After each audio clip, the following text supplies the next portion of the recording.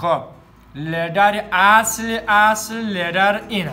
این ببین داخلش کاملا ارمونیک کار گرفته شده و همچنان بلیش هم که اصلا قابل استفاده نیست. شما را اصلا لیدر از اینکه اصلا لیدرش موادش تقریبا لیدر مواد اولیش اوله و کارکردش تقریبا رو حالا دلتون عالی باشه. امروز 4 تا نکته ای که درباره لیدر میگیم بسیار ارزشمنده که شما میتونید از اون لیدر خوب بخرین و لیدر خوب استفاده کنین. لیدر موتورسیکلتتان لیدر خوب بخشش بندازین.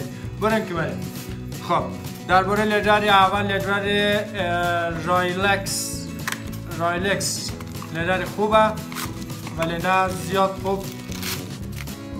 لیدر شکسته، لیدر مواد چه زیاد اول نیه، مواد چه دومه، باعث میشه که در مرور زمان داخل درم شما بخوره و یک داره لیدر شخه، مواد شخه و همچنان یعنی ارمونیک کامل نیه، آهن شکسته ارمونیک کامل نیه. یک مسئله. دوم خب لیدر دوم هم راکت. لیدر راکت بریم باز کنیم. لیدر راکت چه رقمه؟ لیدر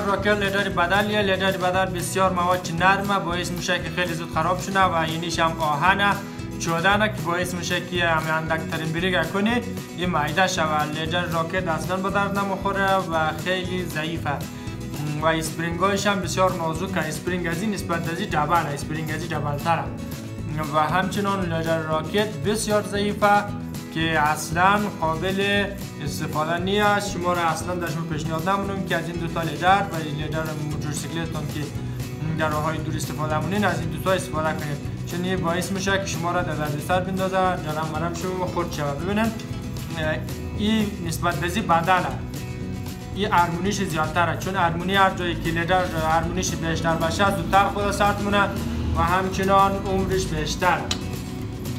خب لیدر سوم لیدر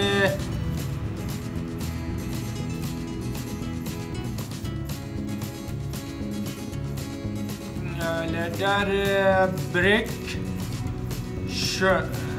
شش انگلیسی رو خوب بلد نیم. بالاخره اینا چاپش اینی چاپه یک چاپه ستاره دایره باز میریم.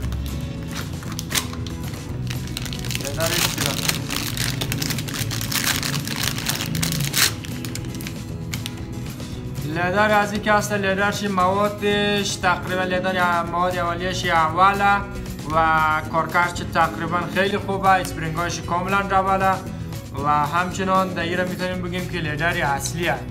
این نسبت دزی بسیار تفاوت داره. این لیدر بسیار اوله و همچنان نسبت دزی این لیدر هم سنگین تره، همین که از اینا کرده بهتره ولی لیدر اصلی نیه. لیدر اصلی از این کدام بهترتره، عمرش بیشتره، چون که کاست مواد اینیش اوله، یعنی موادی که لیدر بریک میگیره اوله، اینیش کاست آهنه، این خیلی زود داغ مونه و داغ کل لیدر خوب نمیگیره، خوب کارکردش نیه. اسپرینگایش اوله، یک کلگش خوب بود، فقط مواد آهنی که داخل از کار گرفته مواد اول نیه.